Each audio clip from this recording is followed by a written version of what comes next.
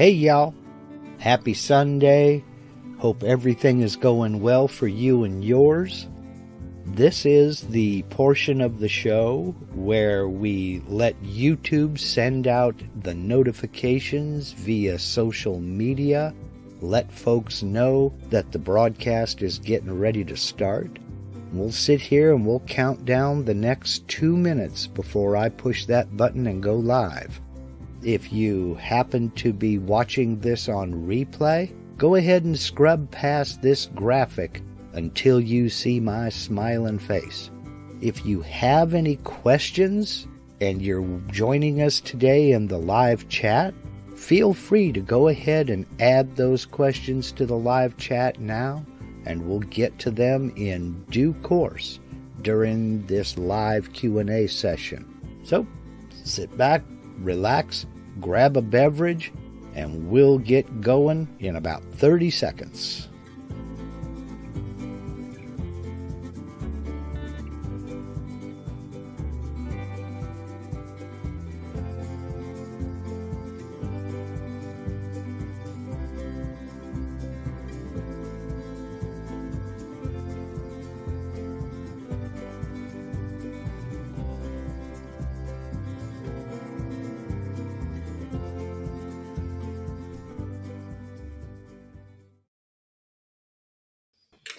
Hey, happy Sunday, y'all.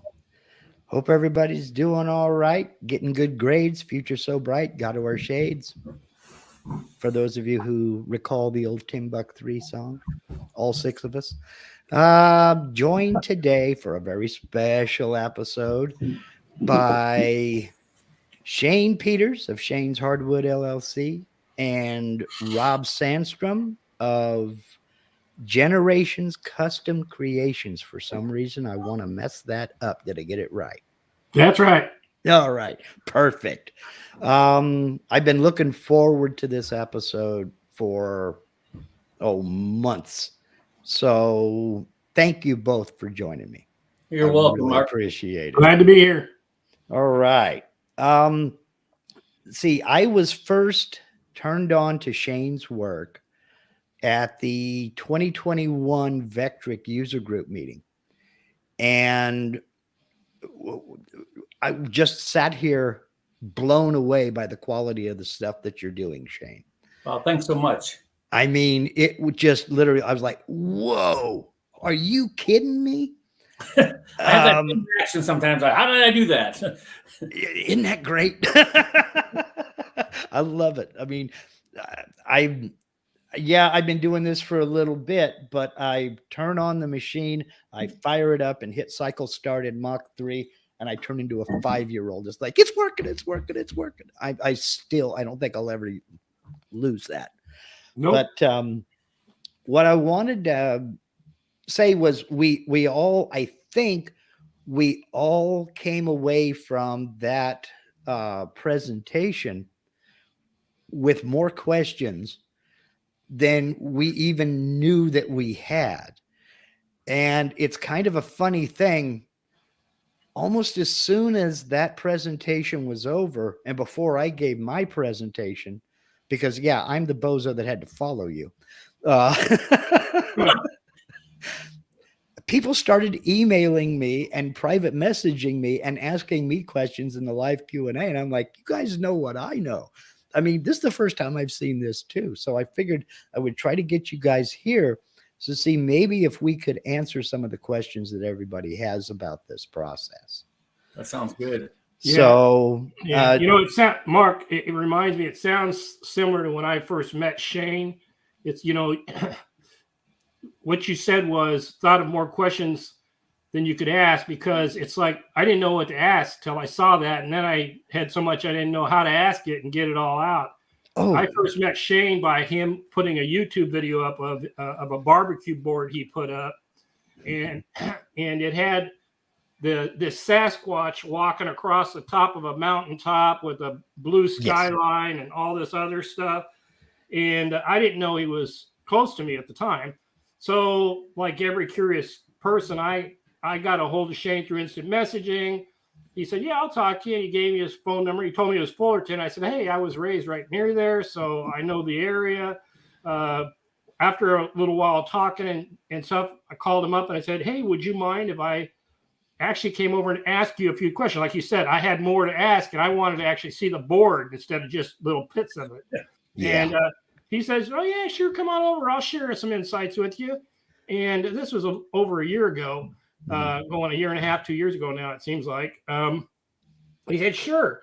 I said, well, don't say that if you're not serious because you don't know me. I will be over there. And he said, no, come on over, bud. And we didn't know each other at the time. And I said, okay, well, this was on a Thursday. I said, are you available Saturday? 2 days from when I said it. And he said, sure. And I ran over there and I saw what he was doing. And I was supposed to take up, I think, a half hour to an hour of his time is probably what he had in mind. Next thing I know, him, Nancy, and I are sitting at the coffee table designing stuff. And 8 hours later, I'm still asking questions. And that started my adventure with Shane.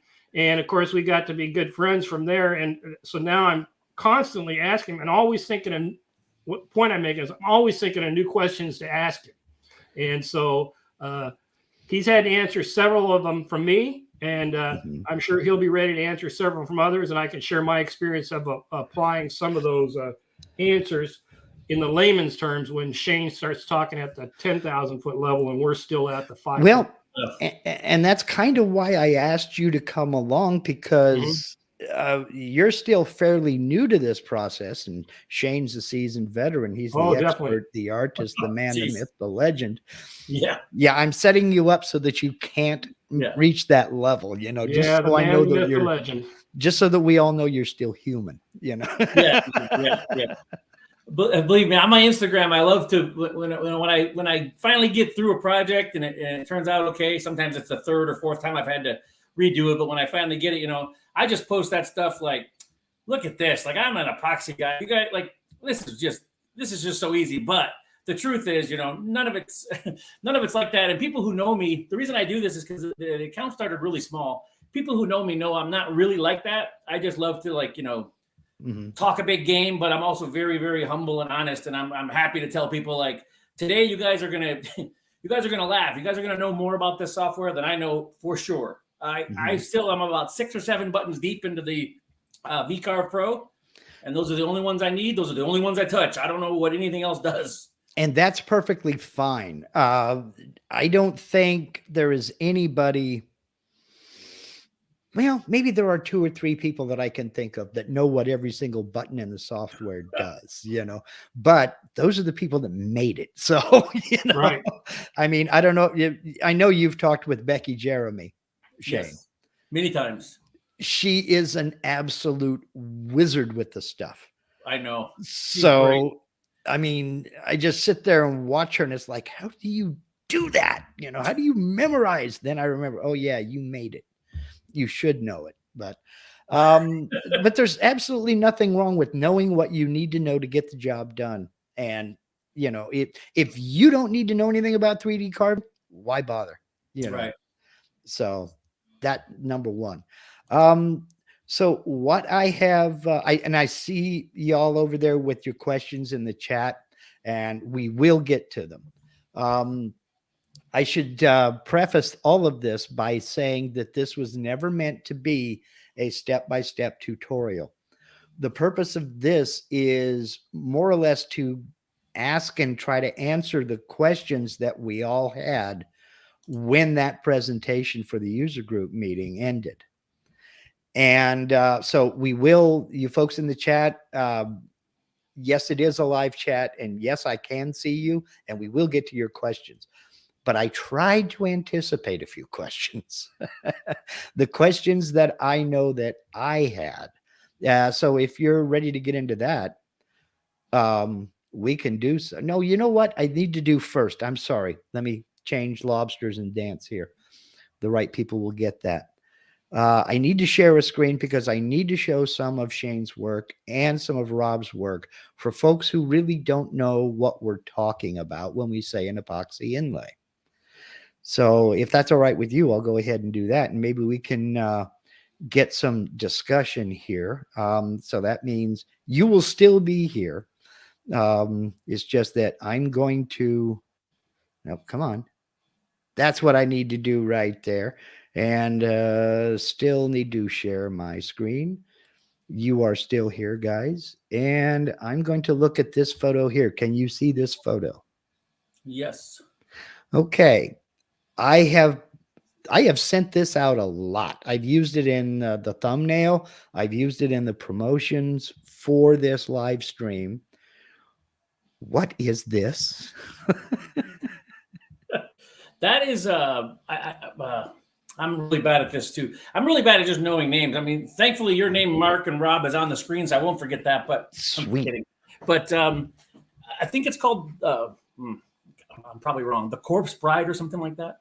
Okay. And it was something that I had asked someone about, like, oh, this looks cool, and they said, oh, well, yeah, but it's too detailed to do an epoxy inlay. So then I was like, well, okay, well, let me see. So that one came out really nice. Yes. I love that project. And then there's so many more steps than right there. That only shows 4 things, but that's right. One Instagram picture.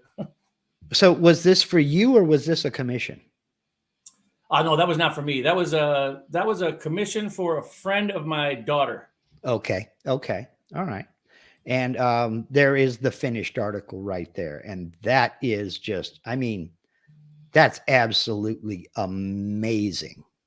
When you look at the level of detail up in the flowers and what have you, it's just wow. And that's kind of what got me into, I want to be like you when I grow up, I'm actually a little embarrassed of that one now, because now I can see things that 3 years ago I did it like that. Now I think the detail would probably be tenfold, but it is what it is. I still love it. Well, you know what? We're always going to be our own worst critics, right? And that's all there is to it. Then of course we have Mariachi Mickey. Yeah. And another one that just absolutely blows me away. And yes, folks, this is epoxy inlaid into epoxy on the hardwood. And it just absolute mastery. And as a Mark, I wanted to say something on that one you just had, or this one, it doesn't matter. All of these are examples. You're emphasizing that's epoxy laid into wood and other epoxy. Mm-hmm. And you would not guess how many times Shane and I, when we show something that we've done, somebody said, well, where did you get that vinyl? They think we put a decal on the wood and then covered it with epoxy. I do remember that from the presentation, because Shane came into the chat and he was saying, no, these are not stickers. Yeah. Well, I get that question a lot. I mean, you can tell because look at the swirls in the different epoxies with the mica powders and the pigments that you use and everything. Yeah. Plus, on my Instagram channel, my YouTube, all I know how to do on YouTube is just take an Instagram photo and just post it. I don't really know how to tag anybody or use YouTube yet, but on my Instagram, usually I try to run the project kind of from the beginning to the end within a minute to kind of show the cuts and pours. Yeah.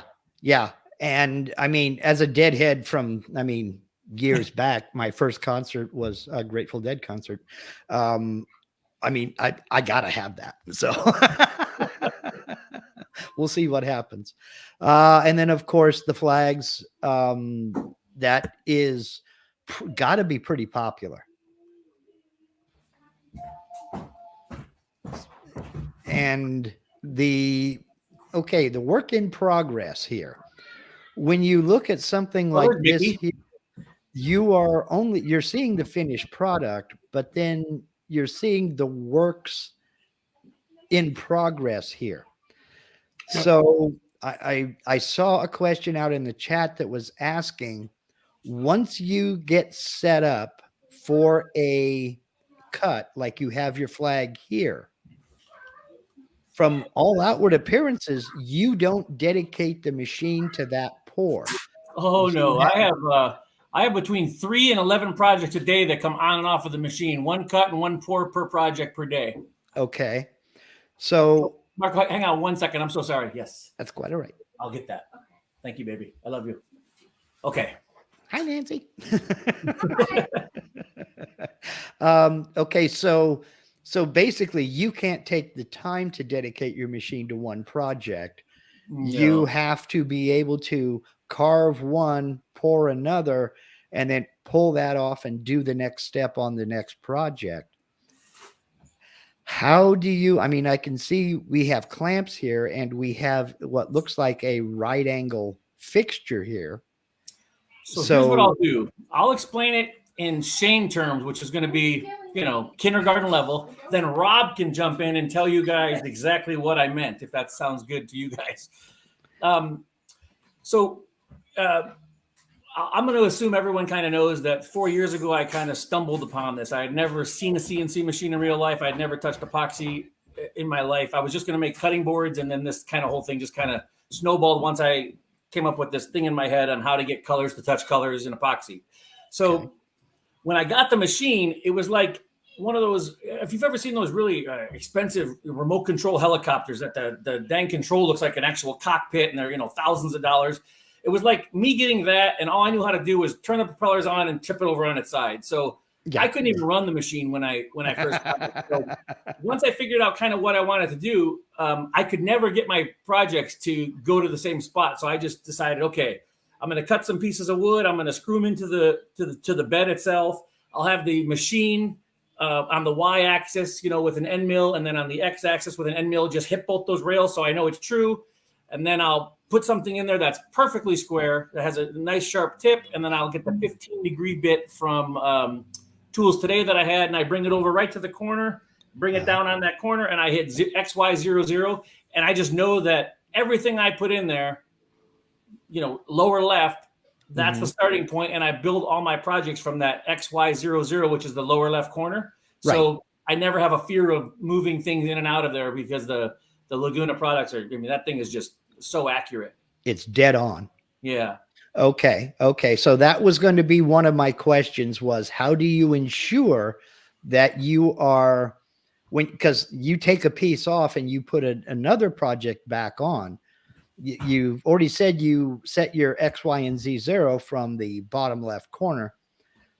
So it's kind of a set it and forget it. That is the corner, and it's going to keep returning to that corner.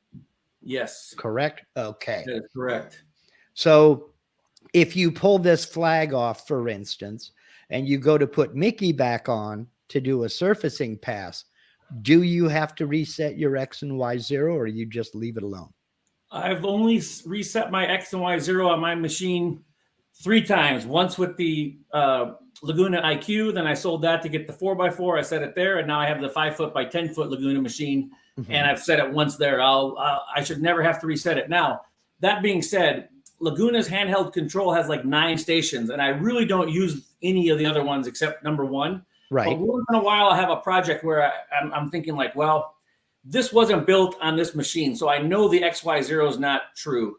If I'm bringing back an old project that someone sends back to me for refinishing or whatever, then what I do is I pull the vectors up and I recreate it in the software, same size board, same size everything, except then I create it from the center of something, and I find center on the logo, and I create it, and I bring the needle down now on the actual piece right to where I marked as this is where I'm going to go from. And then I'm able to kind of cut back into an old project and know that it's going to be true. Okay. I hope that makes sense. It didn't really to me. But... The Laguna controller, do you keep your machine on 24/7? No. No. Okay. But I do. I did learn. Okay, I'm sorry. I lied to you guys earlier. I've reset my XY0 4 times. Okay. One time on the 4x4, I didn't have the IQ long enough to make this mistake. But one time on the 4x4, I just kept turning my machine on and go. I didn't home, basically. The machine was all home. And I guess what happened was after so many times of doing that, there was like a little brain fart in the thing. Yeah. And then, of course, it was like on one of my last moves on a very detailed project about 5 weeks in. And it just cut right across the middle. And I handled it well. I didn't swear much or anything. Yeah. So talking about this subject there, Mark, and critical to that, and part of the coaching I gotten from Shane on that is critical as you're making it, as you're mentioning, is that XY0 stays the same. And on the Laguna machines, I don't know other machines. On the Laguna machines, I turn mine off all the time. So does Shane. And you're supposed to hit all home. It's the first thing that comes up when you turn it on, and it re-zeros all of the steppers, and everything goes back to where they need to be. I didn't know that. I just was told I have to do it. If you have a power hookup or a hiccup or something else happens, you jam your machine and the steppers go off. You've got to rehome it all, turn it off, rehome it, so that all the things go back to the right coordinates. Right. So the critical nature of having that XY is when you've got a machine, when you've got your project going on. That's why he puts these braces there, and I have similar braces I put when I'm into epoxy work, but I do a lot of other stuff too with the CNC. And so the advantage that my Laguna has, and I don't know other machines as well, whether it's in the software or what, is I can put into 9 different XY coordinate start positions. Right. So I always keep number 1 in the same spot and zero it the way Shane does. And then if I work on any other projects, I put a different position, like a number 2, number 3, number 4. That allows me to make sure that number 1 never changes. Okay, and that is something similar that within, because I use Mach 3. That's something similar within Mach 3 in that I can set that up as quote unquote a fixture. That's a so point. That when I turn it on and I home the machine, the machine now knows where it's at. I can load that fixture and it will return to that XY0 all the time. The Z0 is going to go to its home position, which on my machine is all the way up. And then I come over and I set my Z0 for the material itself. But I set my XY0 to that position and set that as a fixture. And after homing the machine knows to go back to that corner when I use that fixture. Yeah, so since we're talking about zeroing the machine out, you should probably ask Shane, because this is critical. Ask Shane about, I can explain it, but this is Shane's show because he taught me. That's not my the Z0, where he zeroes it, how he uses it, because that's very critical in these ports. Okay. Well, would you like to, I mean, I know I'm static here on this one picture because it's got me, it's remembering, I'll come back to it. I'm remembering 2 or 3 other questions that will come up. But yes, let's get into where you set your Z0, please. So Shane. Okay. Shane. Because there was a little bit of a breakup. I think I understood what Rob was saying, but Rob, are you just asking? I'm talking about the fact that Shane, you mentioned you focused on whenever you're zeroing your Z0 every time, if you have to change from like a 15 degree to a 30 degree, or you're doing a 15 degree and you're changing, or because you put a different board in between, the XY stays the same, but the Z is always zeroed off of the top of the wood, not the epoxy, every time, so that you know what depth it's going to go to. I'm glad I re-asked that question, because this is how ignorant I am. In my mind, I thought we were still talking about the X and the Y. So yeah, the Z, I re-Z off the top of material every time. So there, that's perfect. So see how on the one to the right where it's just kind of a clear pour and it says it's stuff in the yellow up there. Yeah. So somewhere on that board, I'll just pick a spot, and I usually will try to, well, I used to try to I put some caulking around it to make sure nothing ever got over there. So I could always use that as a true top of board, because every time I pour, it gets a little thicker and thicker and thicker. So I can't zero off the top of epoxy that I just poured. I have to go true to the board. I cut all my inlays. Well, I shouldn't say all. Most of my inlays at a 0.125 deep. So I just know that every time, all I have to do is go over, zero off the top of board, cut 1.25 deep. Now it might wind up cutting through, a 1/4 inch of epoxy, but below that top of, the top of board, it's only going 0.125. So then I know at the very end, when I surface, all I need to do is go over there, get my Z with my, the RC 2255 that I use as my surfacing bit. Right. And I zero that off the top of board, bring it down -1 millimeter, and I just go left and right, and I know everything's going to line up. Well, I hope everything's going to line up perfectly. So you used to put like a little bit of a caulk or something over here because in the very beginning, I was just I didn't even try to calculate or I mean, I went through just gallons of epoxy, just spilling all over I mean, my wife will tell you, like, there's been some things that have happened here. I'm surprised I'm still alive. So I would wind up, the whole board would get epoxy on, and then I can't find a true top of board anymore. Yeah. So I would actually like make sure I saved an area to always zero off of like, nice bare wood. Mm-hmm. But now I've got my pores under control. I'm a little more stable, not mentally, but with this stuff. And I just go off of that now. Okay. All right. So yeah. Okay. That's perfect. Now, the next question I was going to ask about, and I've seen some reference to it in questions in the chat already, is sealing with a clear epoxy pour.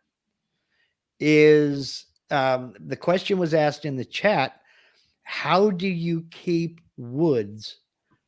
how do you keep the colors from wicking in? Okay. When you carve?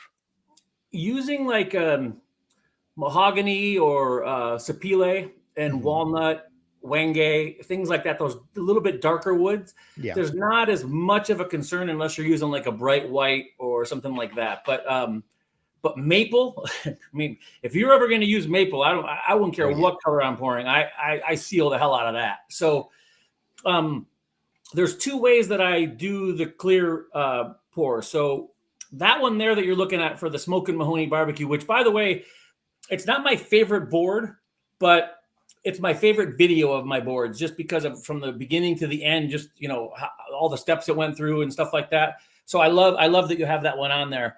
That one, I filled the whole thing clear from the 0.125 down up above, top of board. And here's why. Sometimes I can just clear coat, seal it, and then I'll pour a different color base or something like that. But what I've been wanting to do lately, and this could be because now the epoxy companies kind of like know me, so they just will send me things. So this is like a luxury. I totally realized that I probably wouldn't be doing it this way if I was buying every bit of epoxy that I had to use. But so forgive me if this sounds arrogant or anything like that. I'm not trying to sound like that, but since I'm not too worried about that now, what I've been doing is pouring the whole thing clear and filling it, because that way, what used to happen, let's say I use black or I use any other color. Since I wish I had like a graphic, but since the V bits, they're V-shaped. When they come in, if you were to come up with two vectors, there'd be one that kind of did like this and one that did like that. So as I flatten down, you might see wood in between or the black epoxy or something like that. The nice thing about having clear, the clear will take the colors that are around it. So it's almost not even noticeable. So yes, it's a great way to not have to be as accurate, and all your lines look perfect. So that's kind of why sealing is one benefit to it, but really the reason I'm doing that when I fill them all the way up is for my inlay to come out perfect looking. Okay. I say perfect looking, not perfect. Well, hey, perfect is subjective. So, right. Now I imagine that also holds true. It'd be the same procedure, especially if you were like, see, this is a face grain cutting board. If you were doing an end grain cutting board, I know that liquids, I mean, you're basically the bottom of the board. You're basically pouring onto a bunch of straws and it's going to leak through to the bottom, correct? Not only leak through, it's going to, well, my wife, she's over there. It could possibly stick to your dining room table. I'm not saying it's ever happened to me. Possibly. But that's happened. Oh, okay. So, yeah. I mean, straight through. End grain, I actually seal coat twice with just a brush. I usually don't fill it, but just a real light brush coat, and then I'll fill it after that if I need to fill it with clear. Okay. So the other thing we do with those kind of end grains, based on Shane's expectations, was I start putting a clear package or Tyvek tape on the bottom. So so I seal it up so that if it does leak through, it's not going to stick to whatever it's sitting on. Okay, good pointer. That's a good tip. Glad to know that. Mm-hmm. Now, if this was end grain, would you go through and just do a quick brush coat over this pocket? Yep, I would have done a brush coat first to seal it from being able to run through. then I would have still filled it clear because of all the detail that actually went into the Smoke and Mahoney project. Okay, and that was my question. If you go through and do a brush coat to kind of seal it, and then go back and do a clear pour just to make double sure. Yep. And the other thing by pulling the seal coat, and especially when you put the full pour in there, is the bubble generation. Because your end grain and end face grain likes to generate lots of bubbles that you have to deal with in between each color. So you can mess up one color in the whole thing, and it'll screw everything up. By you doing this when you're pouring into epoxy, it's not going to generate the bubbles you get from the wood. I was just going to ask that question, if you notice any reduction in air bubbles by doing a seal coat. Oh, 100%. Okay. Almost no bubbles. Now, another question that I had was, you're using maple and sapele and walnut, etc., which are pretty closed grained. Yes, sapele, like oak is not something I pour on. Okay, I was going to ask that. What about something like oak where you have a real open grain? I mean, if I was going to do that, I would just do a light brush coat, another light brush coat, maybe a third light coat, just to make sure it's going to seal, because eventually you're going to seal that open grain. It's going to be fine. Right. But there's a lot more work to get those projects to go. Hey, Mark, I got to go heat that epoxy project. I'll be right back. Sorry, guys. Okay. No, that's quite all right. And this kind of dovetails into the subject because he doesn't have to dedicate the machine to the project, but he has to dedicate himself to the project. And he did an epoxy pour just a few minutes before we went live, and he has a window in which time he has to go out and torch that epoxy to pop any air bubbles that have risen to the top. And yeah, so I can answer that, Mark, since he's out real quick. So what Shane and I do whenever we pour these kind of detailed epoxy pours is, after we make a pour, we basically put a torch to it every 15 minutes and set a timer. So every 15 minutes, we run out there and put a torch to pop any bubbles or check them and pop them, and also to stir it. You talk about the impressive swirls Shane gets in his pours. That's done by swirling along when you heat it every 15 minutes. And so you do have to tend it at least for the first hour or two, depending on how the epoxy is curing. You can tell when it's cured enough because it'll get a little sticky. You'll be messing it up by trying to stir it. Or so you don't want to flash. You don't want to flash the top. You want to heat it evenly. So that 15 minutes is a window. Shane's back now, somewhere between an hour to 2 hours. Yeah, about an hour and a half. And it's 15 to 20. Like today, I'm doing 20, but that's because the base is all poured. It's pouring epoxy inside epoxy. I know I'm not going to have bubble issues. Right. So I know I can get away with 20 minutes on this, but 15 is a lot safer and what I would recommend to people to do. Okay.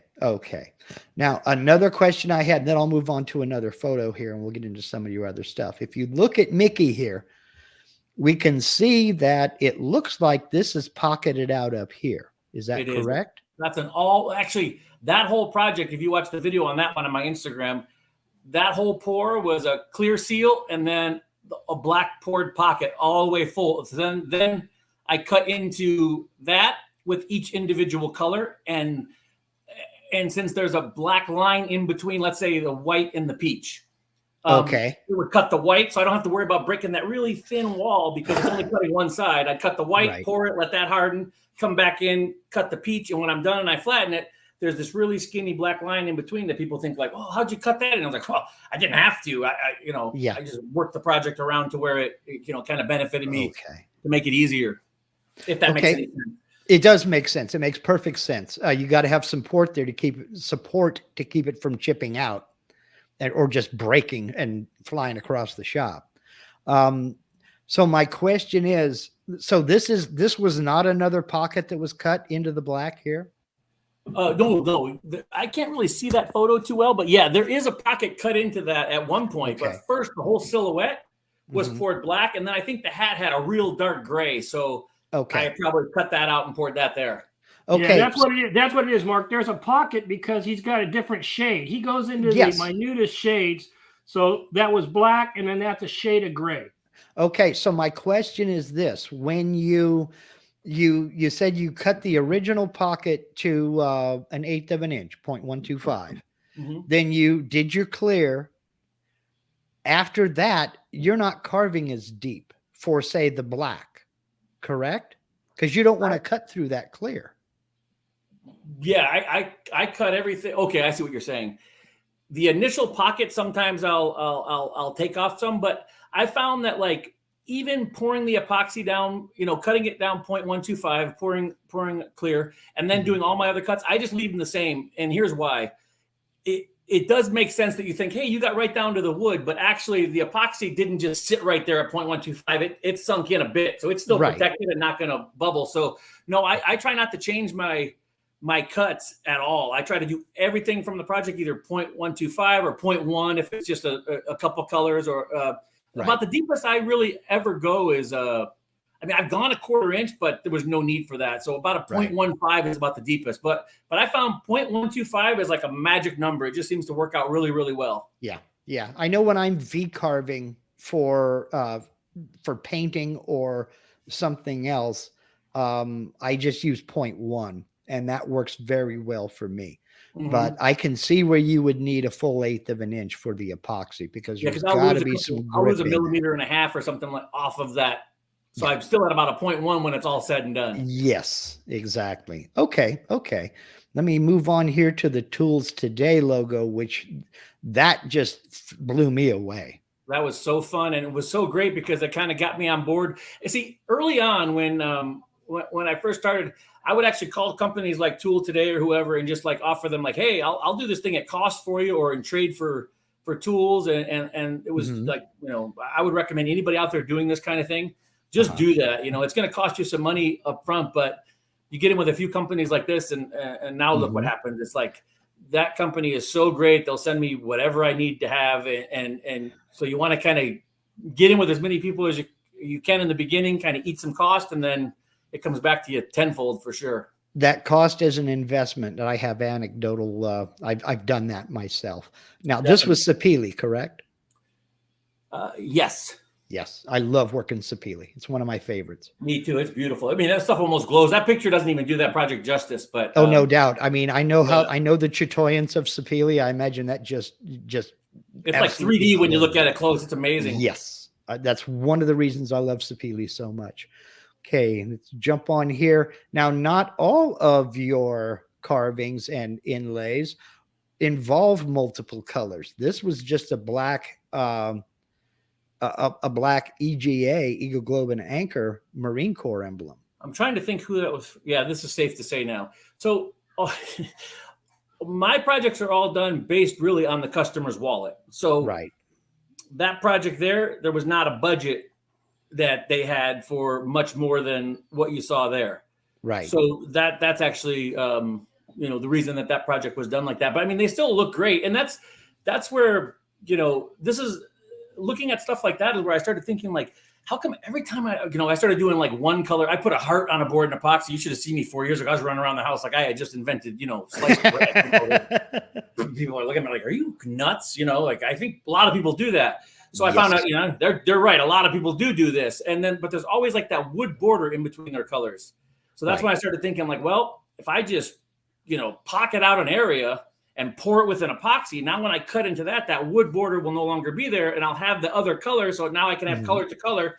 Well, it didn't take long after 2 colors to just go to 3 to 4. And then I think the most recent one was 37 colors. Oh, geez. Yeah, that's a project. If you guys watch my second most recent Instagram video, I'm throwing something on the ground and it broke in half. I can actually go grab it and show you. Well, next time I get up, I'll bring it out here. This has 9 logos on one board, 37 colors, and I had just cut my last pass. I was going to come in and just fill the whole thing and be done. And I haven't even restarted that project yet because mentally I'm just making sure I'm going to have to go through the whole set of vectors again and just redo it in my head, I guess. Uh-oh. Yeah. Well, my point in bringing this up is that you don't have to be intricate to be fantastic. I mean, those look great. That just right there is just holy cow.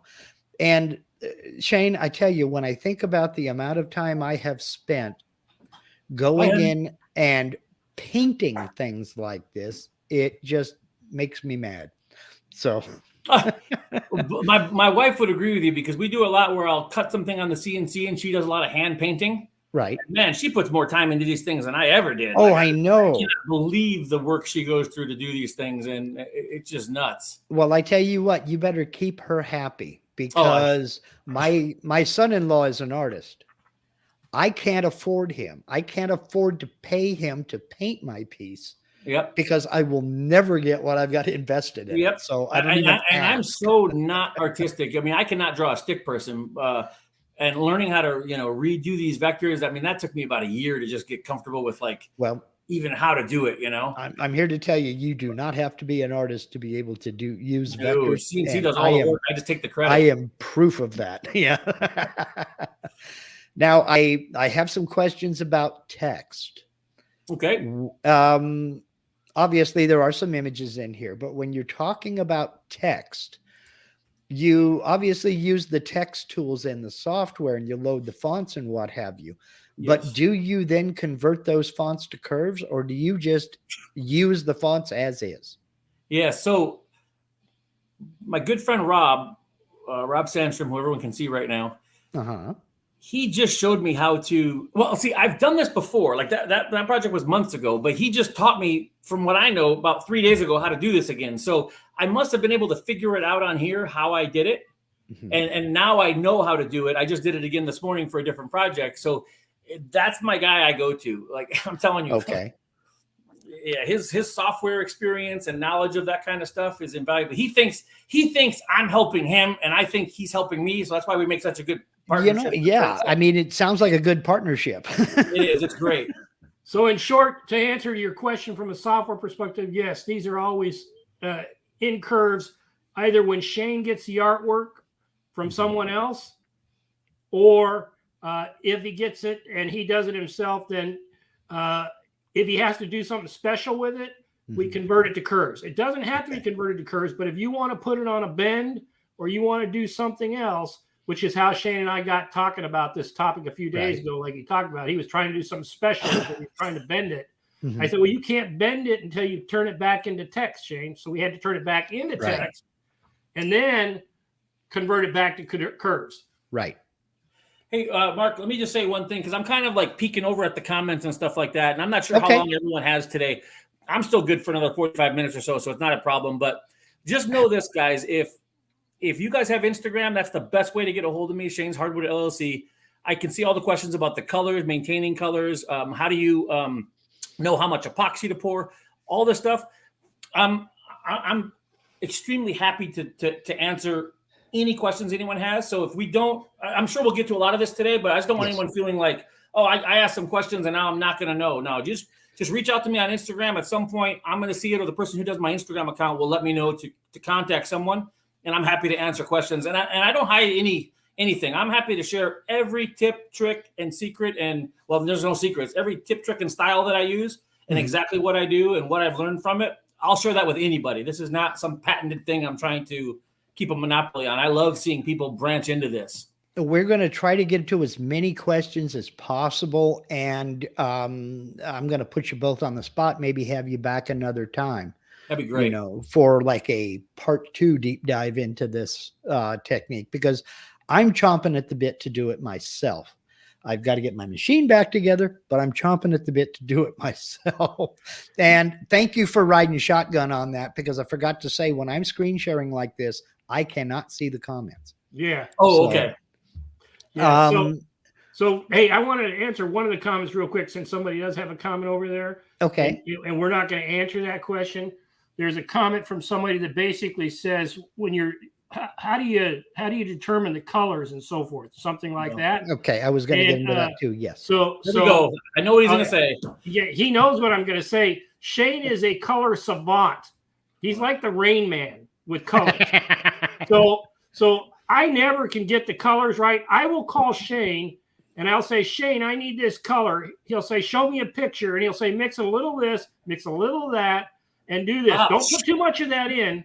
So how many questions I'm going to get about how to make this color now? So what I'm saying is, he's not going to answer all you because you're not his buddy. But there's no given formula he's going to be able to give you for that. He does it all by instinct and eye.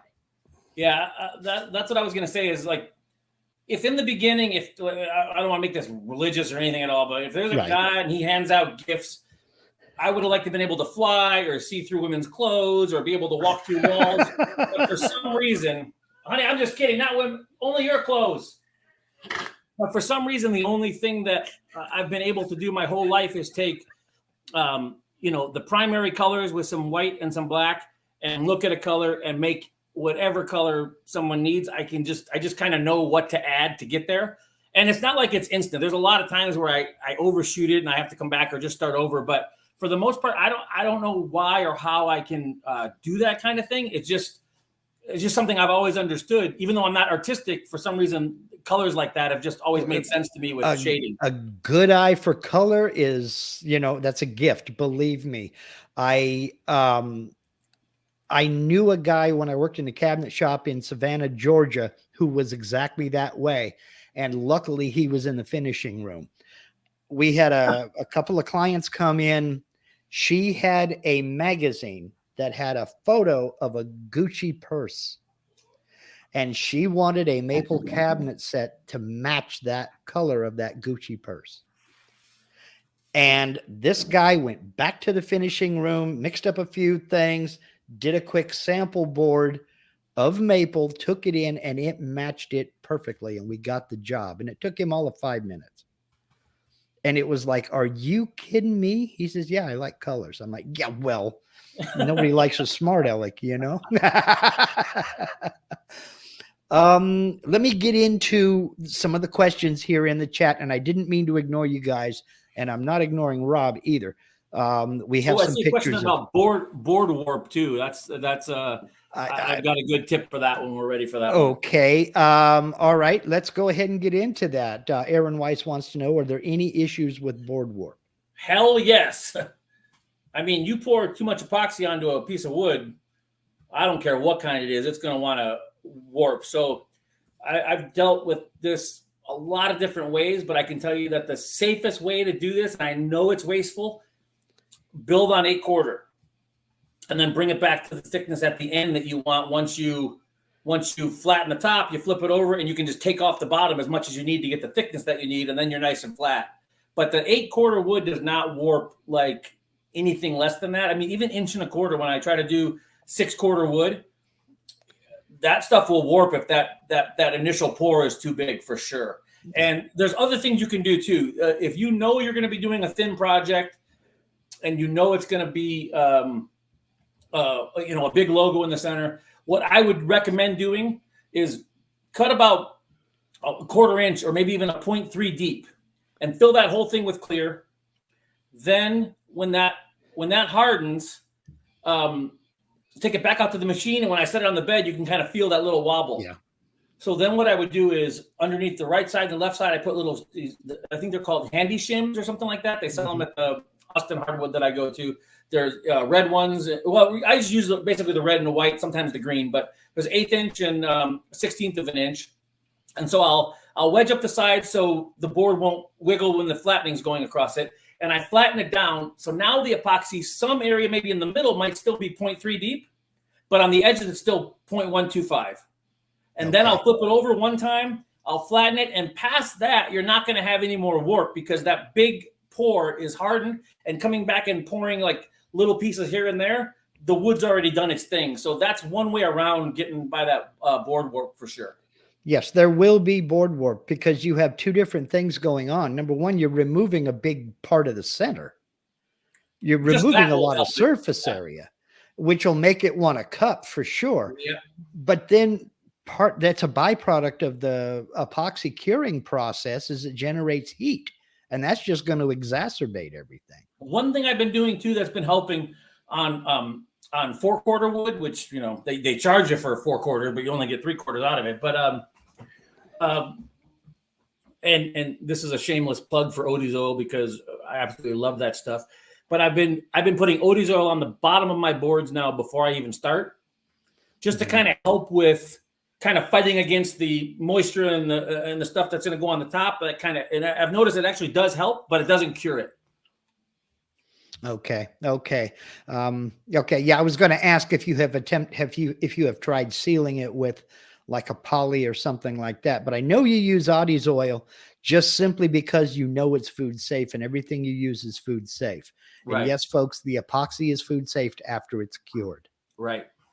You know, Brooks Martin wants to know, and I know Rob already typed this in the chat, but he wants to know, do you guys use a quick cure epoxy?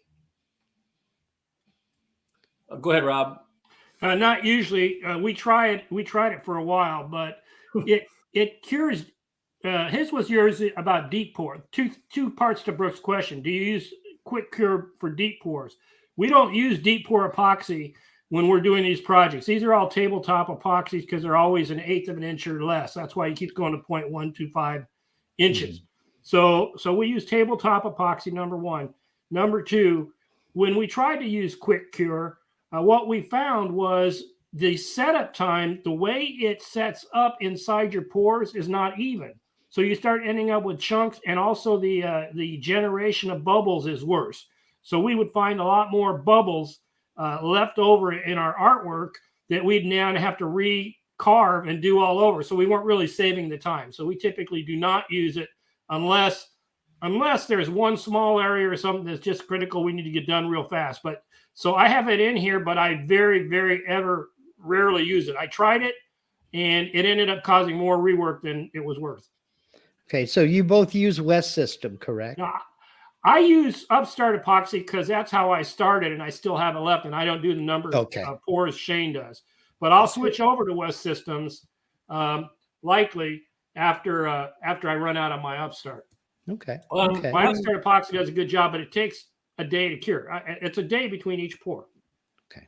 And that's what's okay is so everyone knows I'm I love West System. It's not because they just send me stuff. It's honestly not. That stuff is, if you're going to do an epoxy inlay project, the nice thing about it is the resin half is not super thick. It's very liquid, and same with the hardener. So for me, it's just easier to work with. But I'm not exclusively like a West System guy. As much as I love them, and they're okay with this. They're okay with me talking about other companies because they understand I use them a lot. But there's the O-Login epoxy, which I cannot remember. There's another name that goes with that, but super nice guy. And I actually bought that. I just called him, and he offered to send me some. I said, no, because I don't know when I'm going to get to it. Let me just buy a couple gallons, and I want to try it out. Then there's some other companies that have sent me just a bunch of epoxy, and they all work great. It's just that, dealing with that really thick resin, if I need to pour,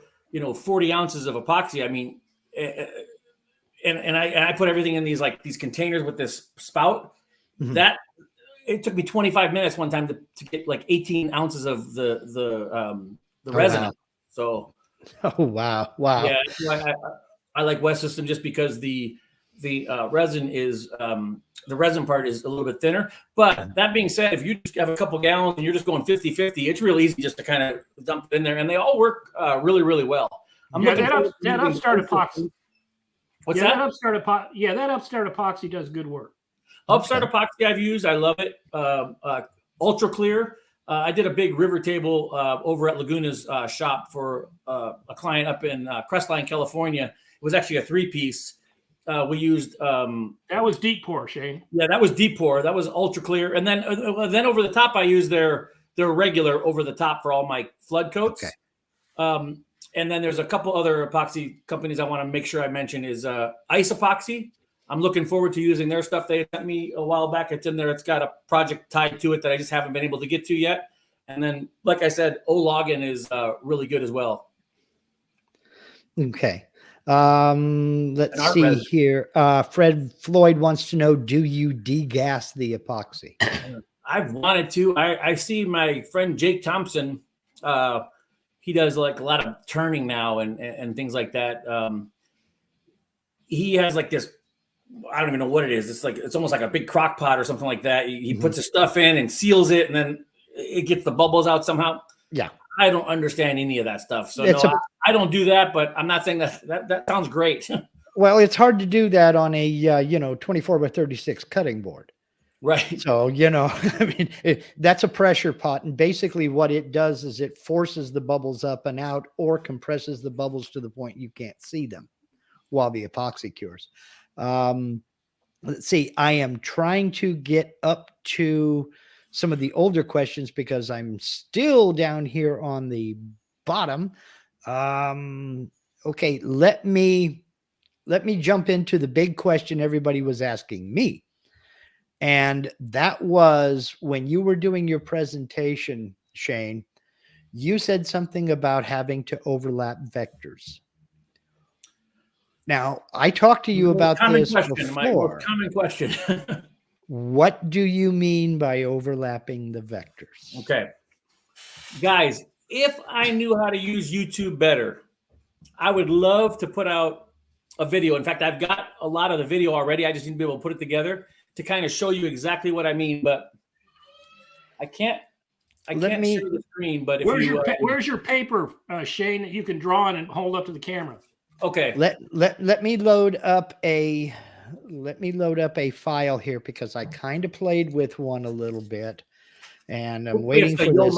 The Yo Mama board shows the overlap, and we could pause on that if you want to. I don't know if there's a way for you to go to my Instagram and pull up a video, but we can pause on that in one spot, and you'll see exactly what I'm talking about. Let me open this up, and I will share screen, and maybe you can tell me. I think this will work. Bring it up here, share screen, and let's go to Aspire. Let's say for giggles, I have this pirate. Yes. Okay. And I found this online. It is public domain. Yeah. So I worry about that on my Disney stuff I put out, but anyway. Exactly. Well, okay. So basically, what now do you mean by overlapping? Okay. Vectors? So that's perfect. Where you're at right there, let's just call that his beard. Okay. Above that is his chin, that bottom. Yep. And then in between that, I'm assuming, let's just say that's going to be the color black. Okay. We'll say the chin is going to be peach. We're going to say the beard's going to be white. And then in between it, those two lines is black. So that right there, that logo right there, anybody doing this, that is what you want. This is going to be the simplest thing to be able to put together. So click on that vector that you're right near there. Okay. Oh, wait, actually, tell me what's the distance between that and the chin? What's that? Okay. The distance is, let's just see, that is about Easy. 1/8 of an inch. More than you need. Way more than you need. You only need like 0.03. But anyway, go ahead and click on that. Okay. And overlap outwards 0.03. So make it 0.04 since we have a little bit more room. So offset outwards. Yep. 0.04. 0.04. Okay, now create sharp offset corners and select new. And there's a reason for that. I'll show you. Okay. And then we'll offset. I understand what I'm doing. Okay, so now that vector right there, right click on it right now. Okay. Down at the bottom, copy to layer. Or actually move to layer. Move to layer. New layer. New layer. White beard. Everyone, I know. Sorry, this is taking so long, but I'm sure everyone's like, God. No. We love this. I always pick green for. Yeah, there you go. Okay, you pick green. No, okay, forget it. That's actually good. I usually use green for the black anyway. So let's keep it consistent. Okay. All right. And then do the same thing on the chin. Yep. Okay. So we'll offset that inwards, 0.04. You said outwards. Or excuse me, outwards. Yes. Yep. Create sharp offset, select new, offset. And then move that to a layer called just like skin, or I would just name it skin probably. And also you'd select the other parts of the face at the same time, do that for all of them, and then put them all in that layer. Right. So blue or something. So make this one blue. Perfect. Okay. And the colors don't mean anything except for just your eyes being able to do it. So okay, so that just differentiates which is which. Okay. So now do me a favor and select the original vector for the beard and the original vector for the chin. Okay. The original vector for the beard and the original vector for the chin. Yep. And then Then I would actually go around and select that outside vector too on the outside of the chin. Okay. Whoops. Hopefully that goes around the whole project. Boink. It does. Perfect. So now to say in the just to save some time, you're going to select every vector. So when you're done, you're going to only see the black cut. So actually, there's a quick way to do that if you want. Just highlight the whole project, and then just hide those other 2 layers for now. Okay. Control A to select everything, and Except then those, yep. And we will select. Oops, wrong one. We'll turn those off. Perfect. All right. Okay. That's where I would use that dark or that really bright green is for that one. So, okay. Go ahead and right click that and just hit copy to layer. Copy to layer. New layer. Black outline or black lines. Black. Oops. I got to reach around my mic to type. So it kind of gets awkward. All right. And leave that black. Actually, make those a different color because it's a copy. Just okay. Make it that real bright green. There's a let's go I always here. use for black. And let's use this bright green here. Right there. Yep. Boom. Excellent. Okay. Okay, so now hide all the layers except for those 3 that we made ourselves: the green, the blue, and the other green.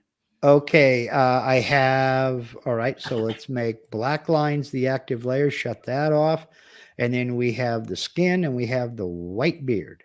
Perfect. So zoom back in on between the skin and the white beard. Okay. So what you can see is going to happen here is I'm going to go through. Now this would be for a project where I poured the whole thing clear first. Okay. So we would cut in on that green that you made there. Maybe we should switch the color if you don't mind on that, on the white beard vector. If you want to just change it to a different color besides green, you can make it red or something. Not that one, but the one we created. I think it's just called white beard. Oh, okay. Let me go back over here, white beard, and let's make that red. Perfect. Oh yeah, there we go. Perfect. That's now I can see it. I couldn't tell the difference before. Okay. So you can see that if you were cutting into a clear pocket that was all inside that outside vector that goes around the whole thing, and you went in and cut that and poured it white, it would come past where the black vector is. Then you go do the skin and you come out past. When you cut that last vector, when you do your last pass, which will be the black pass, it's going to come and cut right back into that peach and cut right back into that white, and it's going to be a perfect line. And that's the whole thing right there. Okay, so basically then the overlapping vectors is just offsetting. Well, to get this on this project, it's just offsetting. On most of my project, it's a whole fucking right. Yeah, I'll get into that in just a minute. That's so for this, it would be offsetting to get this vector, and you're going to use this red vector as your pocket for this. Yes. It's to get the edge of that pocket up inside the black lines, so that when you go to V-carve those black lines, it cuts that edge and it cuts this edge. Yes. Now, just so you know, I was trying to give people like an insight into the more detailed stuff. For this project here, how this would actually be done, you would cut that outside vector, just the very outside, the whole silhouette of the project, that one right there. Okay. You'd pour it all black.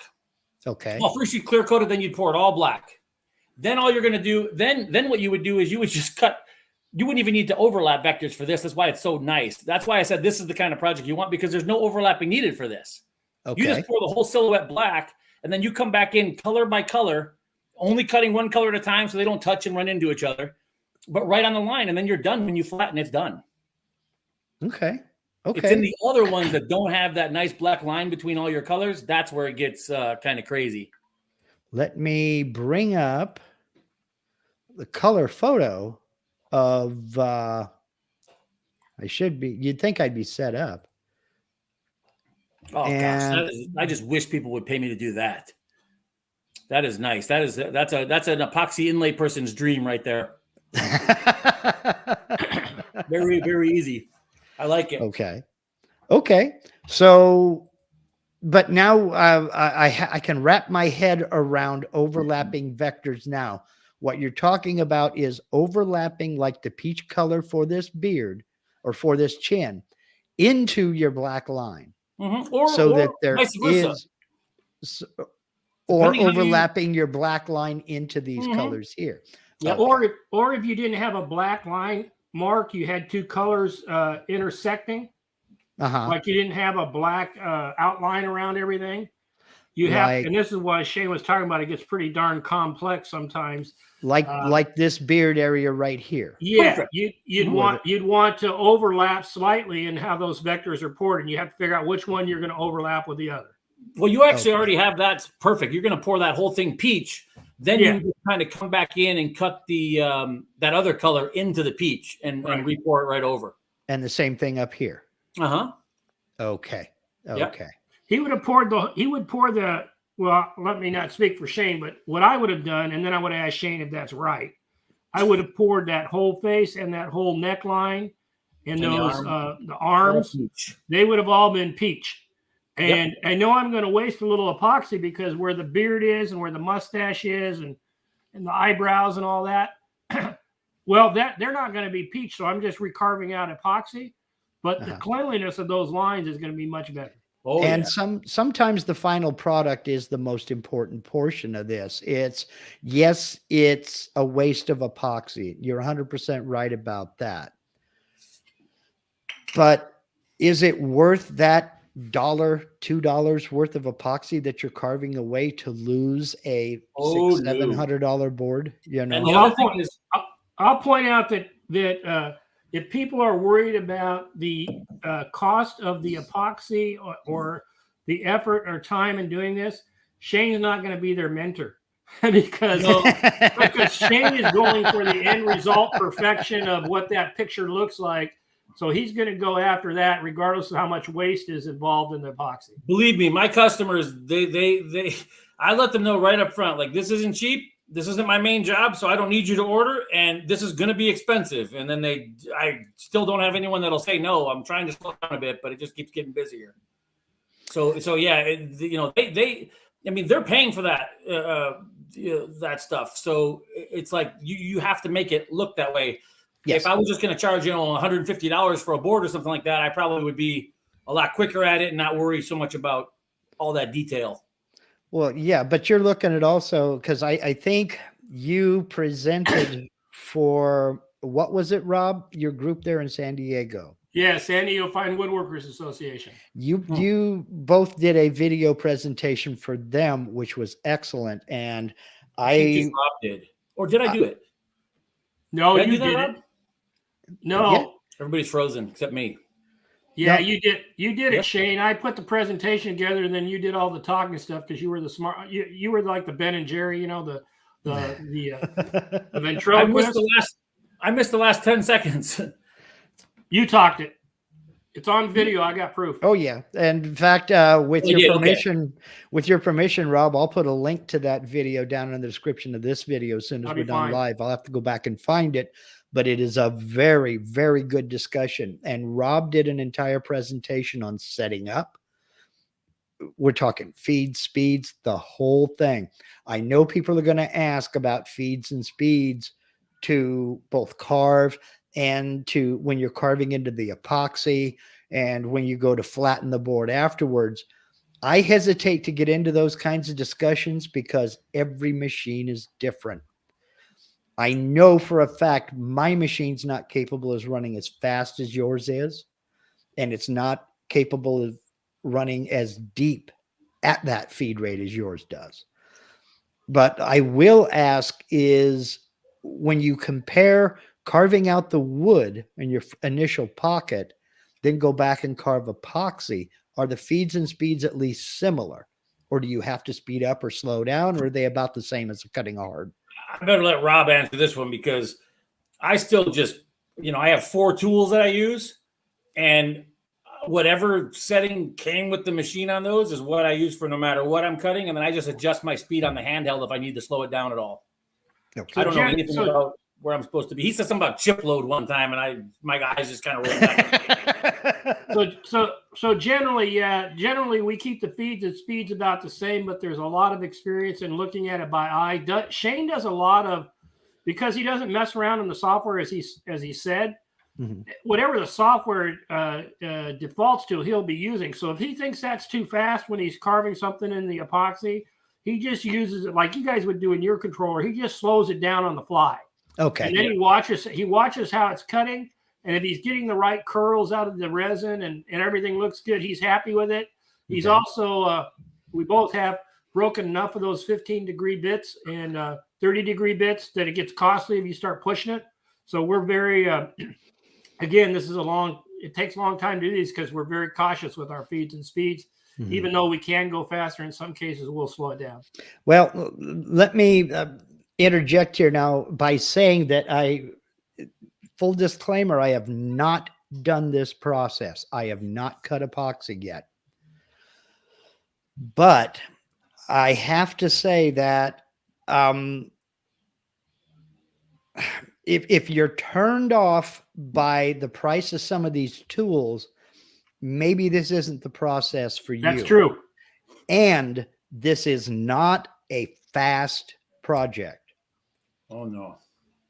I mean, that's the key. If you're going to go down this, you've got to realize you're going to invest time and money. It's not cheap. It's not fast, but it's pretty awesome. And it's not a beginner's project.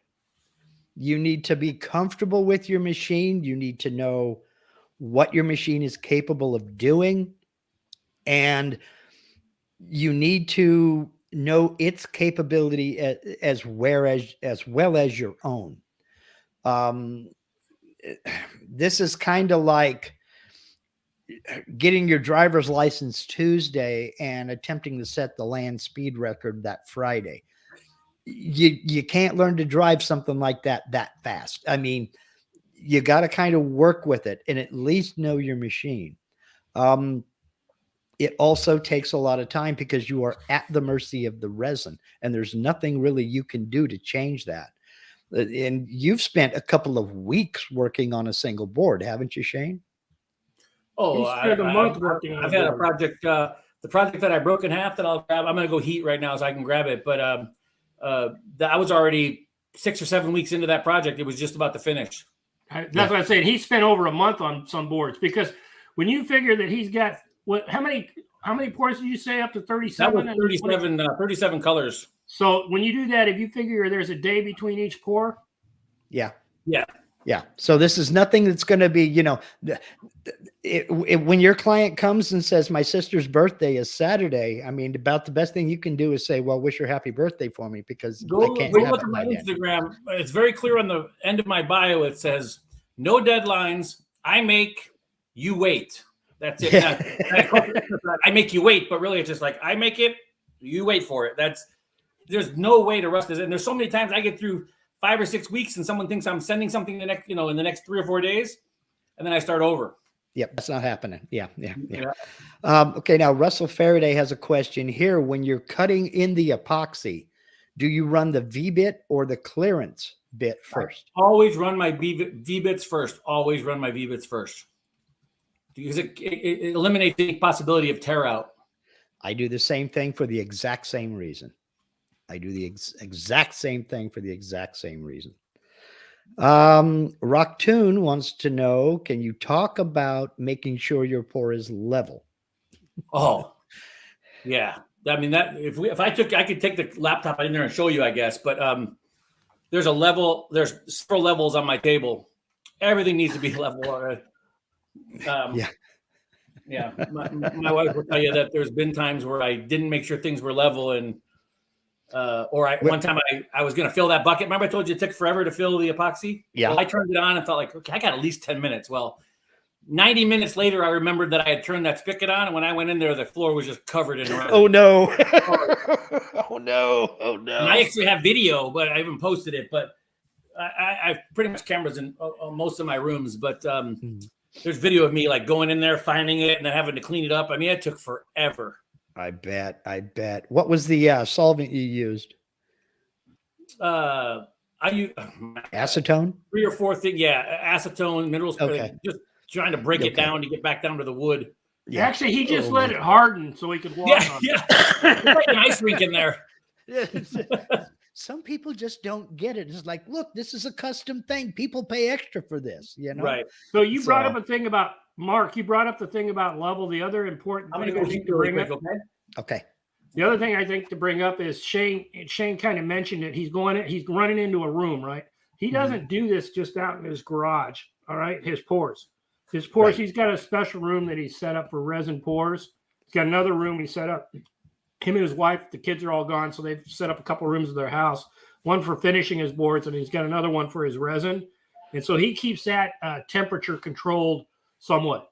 So that the temperature of his resin and his boards are always at the level they need to be. So if you're in an area where you have extreme temperatures and they go up and down, it will affect your cure rates, and it'll affect potentially dust, other things, contaminants getting in. Right. So he sets up an area that's basically controlled. I was going to ask that very question next, and that is temperature concerns. Because as you said, he's not pouring that, and you don't pour yours out in the garage either. No, I've got my office, so I don't have as big an area as he does. I have probably a 5-10 square foot little area in my office over in the corner. And in fact, real quickly, I'll see if you can see it. See, I pour mine over in there. Okay. And so I've got a heater down there in an area that I set up for when I'm doing my pours. And I set that heater at, say, 70 degrees, 72 degrees, and it just keeps it at 72 degrees. And I point it towards the board. Okay, I was going to ask that question next. Do you have a target temperature that you're going for? For me, I like 72 degrees. It seems to be a good temperature, but the labels usually say 70 degrees or above. If it's hotter, then it starts to set up pretty fast. And when you get that uneven setups, that's when you get chunks in your pores and stuff. That, along with the fast cure, cause that problem. Okay. For our Celsius or centigrade friends, that's 72 Fahrenheit is right at 22 Celsius. So that's where he's working. 9 logos. Yeah. 37 colors. Gonzo. And that's about how thick they pour. Yeah. Well, a little bit less than 0.125 because I had just flattened it and was just doing some detail work, and I saw what I had done wrong. And well, you now know why I call my planer the eraser. Because if at first you don't succeed, eliminate all the evidence of the attempt. So yeah, Shane's got an Instagram video on there of how he reacts to that kind of yeah. In fact, it was in the promo for this show. Yeah. That's how I remember that. Okay.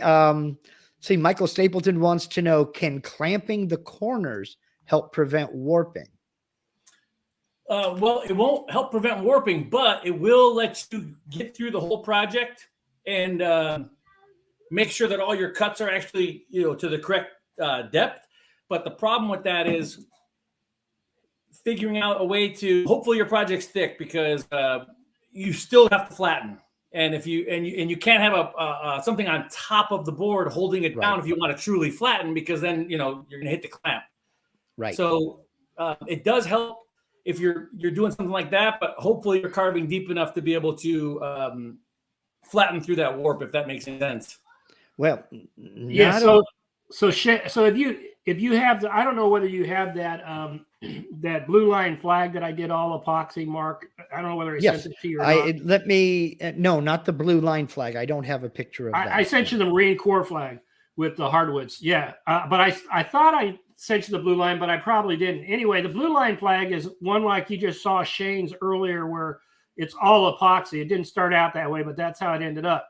The reason I'm mentioning it is I found that partway through, with all the stripes poured, it started warping like crazy. And so I called Shane. He said, well, it looks like you're just playing out of luck, buddy. Start over. I said, no, there's got to be a way to do this.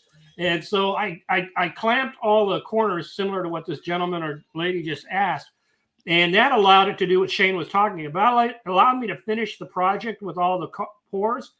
But then I had to figure out a way to change this flag, which was originally just going to be a flag, such that it could be usable, because there also wasn't enough, because of the warping, there wasn't enough room to mill it off without milling out the flag. So I was in a trouble. So what I did is I changed it into a shadow box instead of a flag. So then what I was able to do, or you could say a frame, so then I had the support frame around it. I could bend it down, glue it in place, and then fasten it, make it all glued up so that it was straightened out. So what I was worried about, would it crack the resin? No. The resin was flexible enough to move when I did it, and it held in place by the shadow box, and now it had a frame structure around it that allowed me to get away with it. I wouldn't say that's a regular thing, but it allowed me to get away with it this time, and it's a year ago, and it's still holding together well. Okay, if I'm not mistaken, now that was the blue line flag, correct? Yeah, it was a blue line flag that actually turned into a shadow box. Yeah, I don't have a picture of that. It's on my Instagram if anybody wants to check it out. I will go check it out. This is the one that you sent me. Yeah, that's the Marine Corps emblem. So I first poured that emblem in a piece of I want to say ash that was end grain. Because at first I was using face grain, and Shane told me, if you really want these things to turn out, you got to start using end grain for these detailed pours. So I did an end grain piece. I poured this into it. That's where I found out about the packing tape on the back, because the first red bled through onto my table. I figured out how to stop that, and then so then I did all of that. You can see the wood it's on end grain right there. And then there we go. That's what I was looking for. Yeah. And then I turned around. After that was done, I cut it out and I carved it into the flag that was already made. I pocketed it, use it, like a pocketing. Okay. So this was done as a separate piece. Completely.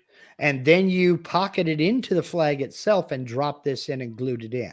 Yeah. I asked Shane if that was possible, and he'd already just done a couple of them like that in a collaboration with somebody else. And so he didn't help me set up the carve in my flag. He said, "That's your problem. You know, V-carve." And anyway, so I did all this separate, and then I carved it in the flag that was already in place. And then you pocketed the flag and put that entire thing in there. Wow. Right. And then I glued it in because I already had the flag done. I'd already wood inlaid the stars and all that. Mm-hmm. And if you look right there in the left top corner on my screen, you see that little line next to the flag field? Right? Here? On the white. Yeah. That was a crack. That's a crack? That I didn't see.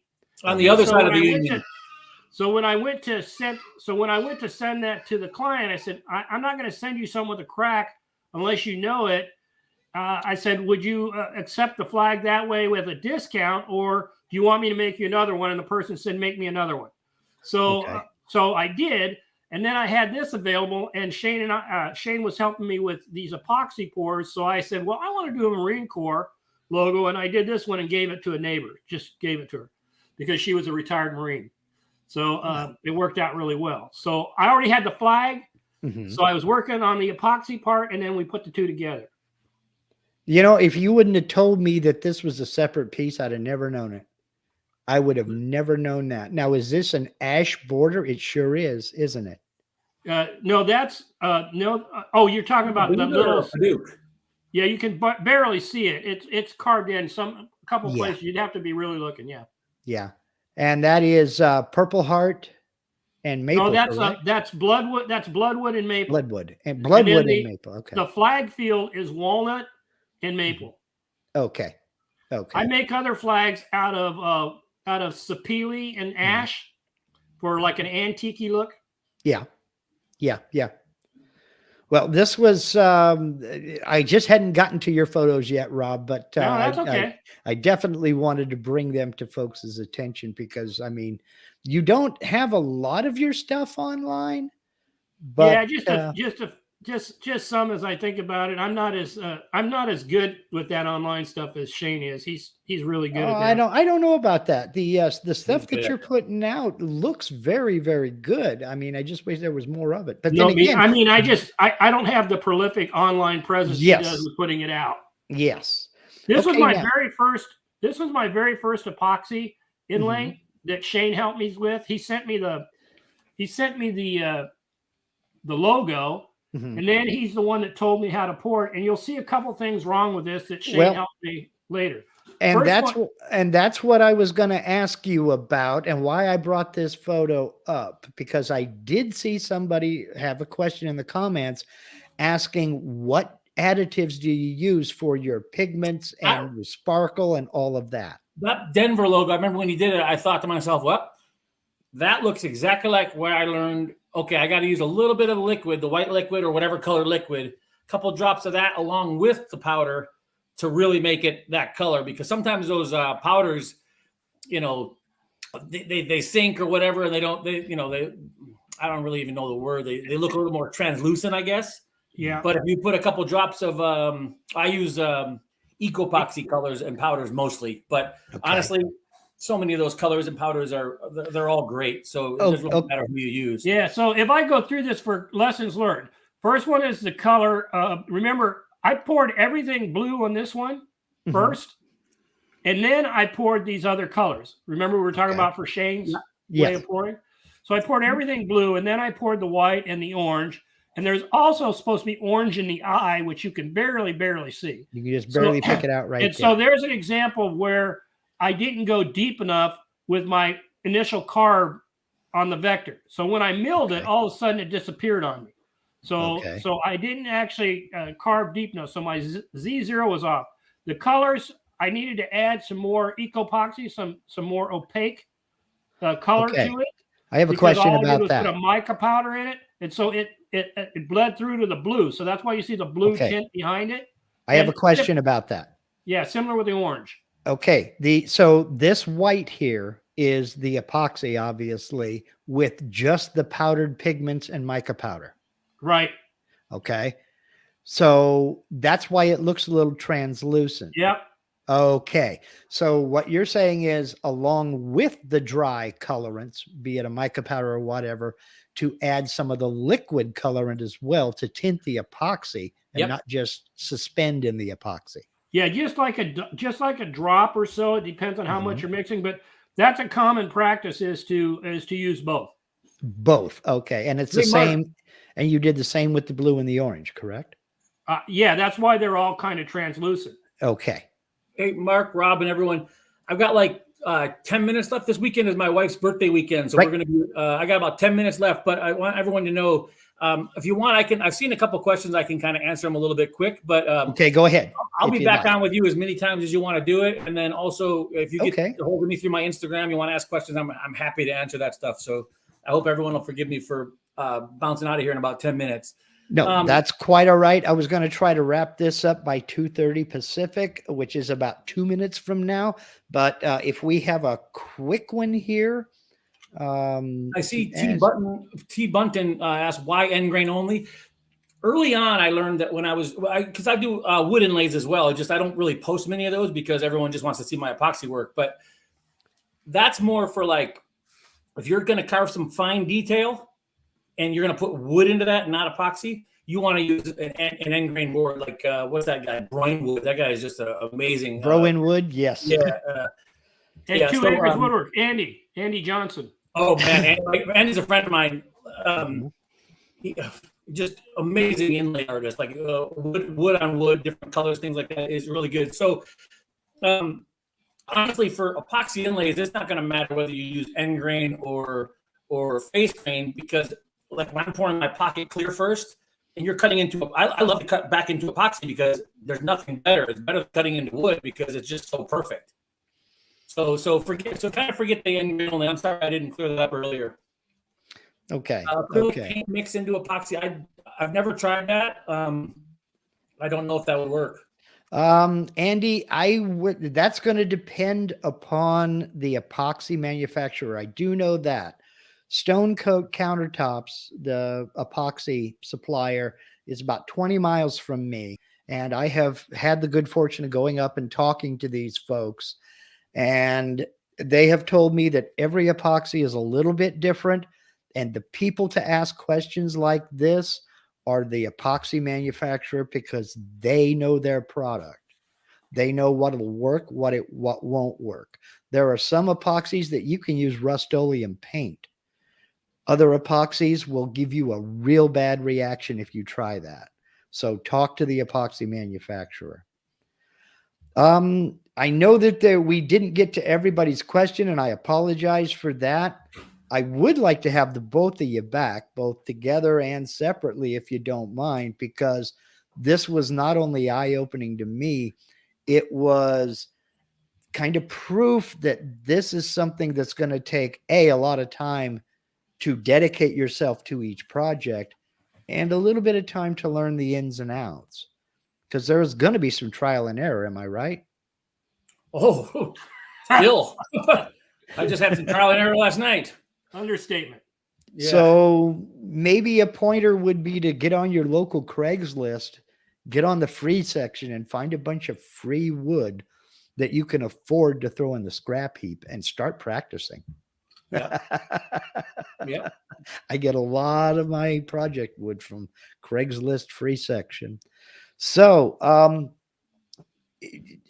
I've got the links to Rob's social media down in the description of this video. I have the link to Shane's social media down in this description to this video.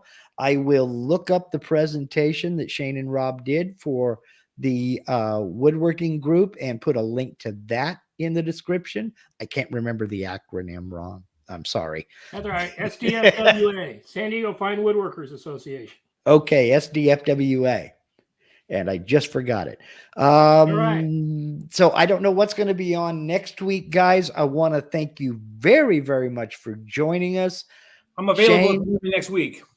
Shane, thank you. Rob, thank you. Next week, I don't know what we're going to do, but it should be back to the normal time. So I'll mention, Mark, I'm just getting started up on the YouTube platform. Yes, me too. So I'm just now getting started learning how to do that. And so I'll work with Shane a little bit off and on, and we'll see if there's a couple things that we can do together on that. Okay. But it'll take time just to figure out how we work together and how to get it up there. I'm looking forward to doing YouTube stuff, because when I'm posting on Instagram, I have 60 seconds to try to show everybody that from the beginning to the end of my project, and it's just a nightmare usually. So I like the idea that I can on YouTube, once I figure it all out how to do it, take some more time and really explain things. And I plan on doing a lot of that coming up. It's just a matter of beautiful. Getting you gotta learn it. Sit down and do it. You got to learn it. And there is a link to both of your YouTube channels down in the description of this video. And my Instagram as well. And your Instagram and your Facebook. And I know you don't spend a lot of time on Facebook. No, I don't even open it. But I think all my stuff that the person that posts for me puts on Instagram, it gets linked right to Facebook as well. Yes, it does. Okay. Yes, it does. But yes, there's a link to YouTube. There's a link to Instagram. There's the link to Facebook for both of you down in the description of this video. Head over, subscribe. Rob has got some excellent videos already. And I'd be more than happy to talk to you guys about the YouTube stuff off the air, Room temperature for Paul Rothwell. Try to I try to stay at about 68 degrees, or maybe a couple of degrees higher. Below 68, you can kind of get some weird cure times. Yeah, I use 72 is what I told him. There you go. Yeah, 68 to 72 is really, really good. Yeah, when you were outside doing run the heater. When you were outside doing your final torch, we had a discussion about about pouring and temperature. No, it's important for reinforcement, simply because now Rob said he shoots for 72. Now you say you shoot for 68. So in that range. Yeah, somewhere in that neighborhood. So, when I came out this morning, it was 27. That would not be a good temp.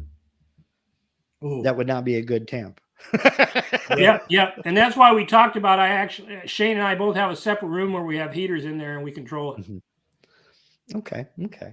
All right. Make some comments, guys. I apologize. I just didn't even know where to even put them or how to do it. I didn't see a little space to put that. So I apologize for not answering stuff. That's quite all right, Shane. That's part of StreamYard. You don't have the ability to comment. No. Only I do. Okay, Rob must have the YouTube page open. But. I do. I opened up the YouTube. So all right. If you want to talk to Shane, if you want to talk to Rob, if you have more comments, questions, suggestions, demands for payment, hit their social media. The links to them are down in the description box of this video.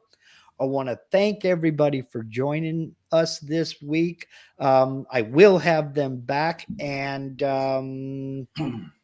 until next time, y'all take care. Go do something cool. Go make some chips. What are you doing in the house? This is crazy. Have a good one, guys. Thank you. Y'all take care. Thank you.